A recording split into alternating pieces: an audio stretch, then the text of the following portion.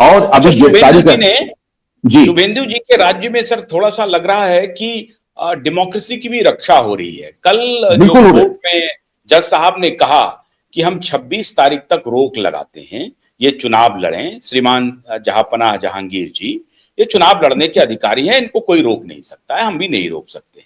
तो इन्होंने जो दूसरा पक्ष था उनको पूछा कि भाई क्या डेमोक्रेसी की ये तकाजा है कि इनको अनुमति दी जाए कम से कम चुनाव लड़ने के लिए, आपका क्या कहना है? उन्होंने विरोध नहीं किया, कहा 26 तारीख तक रोक देते हैं गिरफ्तारी में। तो अब 26 के इसका मतलब है कि डेमोक्रेटिक वैल्यू को भी स्टैब्लिश कर दिया। ये भी आरोप नहीं लगेगा कि देखिए शुभेंदु की सरकार आ गई और कोर्ट ने उनके इशारे पर इनको गिरफ्तार करवा दिया। देखिए मैं दो बातें कह रहा हूं, लोकतंत्र के मूल्यों को ये शाश्वत है, पुण्य है और इसका पूरा सम्मान किया गया है सरकार ने, इसके लिए उनको साधुवाद। और यही नहीं, इसकी एक और मिसाल मैं आपको देता हूं, उन्होंने नाजायज मदरसों के जो इमाम है उनकी जो ऑनरेडियम है उसको बंद किया। उसी के साथ जो बात प्रकाश में आ रही है, जो पुरोहितों के जो आपके अलाउंस है उनको भी बंद किया।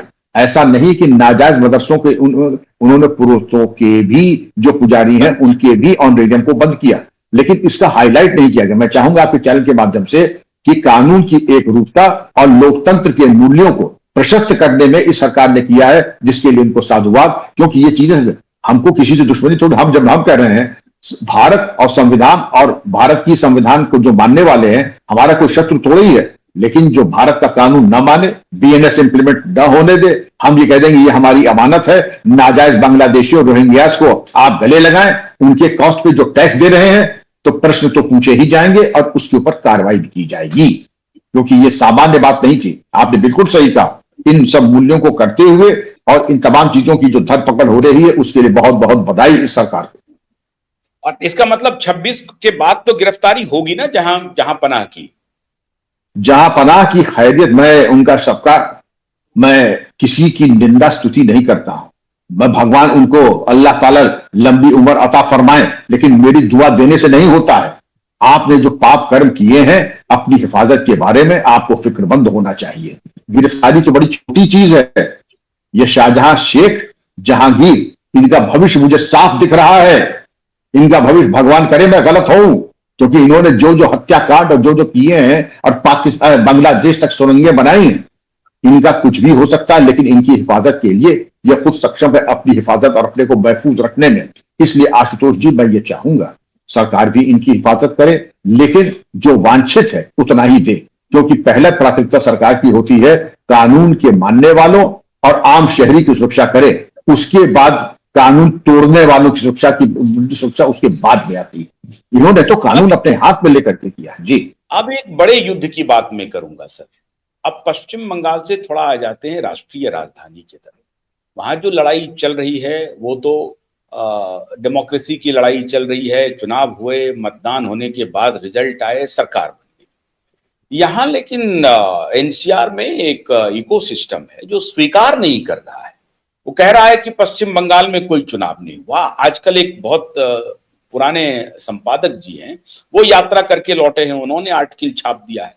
और एक नया चलन शुरू हुआ है सर, लुटियन जोन में पॉडकास्ट की परंपरा शुरू हो गई है। उसमें जाने माने प्रोफेसर, जाने माने लॉयर, पूर्व जज, ये सब इकट्ठे होकर के ये कह रहे हैं कि भारत में जनतंत्र बिल्कुल खतरे में है और पश्चिम बंगाल जो है last nail in the coffin था। आवाज आ रही है आशुतोष जी? जी बिल्कुल आ रही है सर। तो कश्मीर में जो कश्मीरी पंडितों के साथ हुआ, वो तो एक बहुत बड़ा लोकतंत्र को प्रशस्त करने की एक कदम था। कश्मीरी पंडित आज तक कश्मीर नहीं जा पाए, वो भी लोकतंत्र और एक तरीके से संविधान को मजबूत करने की क्रिया थी। इन पाखंडी दिमागी तुच्चों को, जिसको कहते हैं इंटेलेक्चुअल डिसऑनेस्ट लोग, ये इनकी बातें अगर हम न सुने या इनके पॉडकास्ट को हम न आगे फॉरवर्ड करें, तो मैं समझता हूं कि देश और समाज के ऊपर बड़ी कृपा होगी। आप ही देख ले, 2-4 लोग हैं, मैं नाम भी गिना लेता हूं, प्रशांत भूषण साहब, आरफा खानम साहब, और हमारे आजकल कपिल सिब्बल शुरू किए हैं।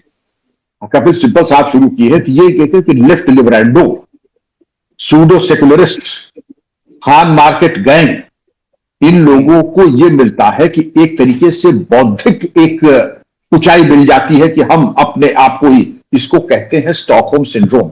अपने आप की निंदा करो, अपने देश की निंदा करो, अपने संविधान की आलोचना करो और दूसरे की करो।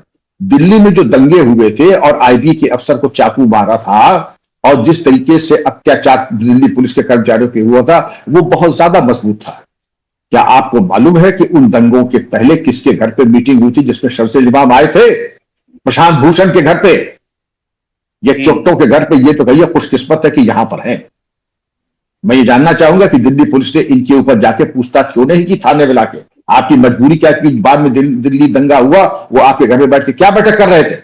सत्यनारायण की कथा तो हो नहीं रही थी, सुंदरकांड का पाठ तो हो नहीं रहा था।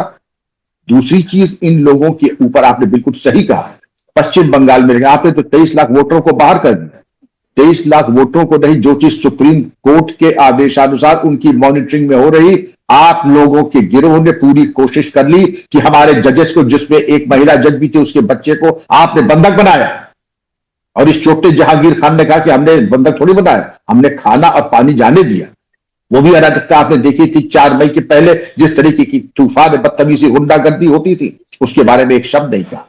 जिस तरीके की मॉब लिंचिंग कर, जो फैक्चुअली इनकरेक्ट है, क्या वहां पे 3 लाख फोर्स नहीं लगाने चाहिए थे?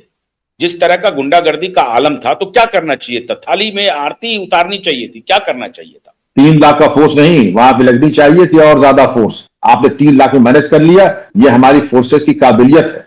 लेकिन जैसा होता है रोगी, जैसा होता है रोग, वैसा होता है इलाज। इलाज भी आपने कई तरह का देखा होगा। आप आए भाई, ये अच्छा ठीक है, हल्का से ये होम्योपैथिक गोली आप खाओ, घर जाओ। और ज्यादा है तो लाल दवा बैंडेड लगा दो। और दूसरा भाई अंत में जाकर के 8 सर्जन आएंगे के अंग भंग कर देंगे, कह देंगे क्योंकि एक बदन सड़ गया था आपका, तो चीज हमको एम्पुटेट करना पड़ता है। ये तो डिपेंड करता है रोग और रोगी के ऊपर। इसका निर्णय तो देश काल और अवस्था करेगी, आप नहीं करेंगे इसका कि कितनी फोर्स जाएगी कितनी नहीं जाएगी। ये चाहते हैं कि वहां पे बूथ कैप्चरिंग होती रहे, वो चाहते हैं कि मनमाने तरीके से गुंडे। ममता के टाइम में आरजी कार की आलोचना करने वाले हाथरस तो सब पहुंच गए थे इन्वेस्टिगेशन को डिटेल करने के लिए। आरजी कार के बारे में ये जितने भाई बहन थे ना, इन भाई बहन की जोड़ी, इन्होंने एक शब्द ममता के लिए नहीं कहा। जिस तरीके की ममता ने जो अन्य यौन संबंधित अपराधों के बारे में इन्होंने ऊंच नीच बातें की, एक शब्द इन लोगों ने नहीं कहा।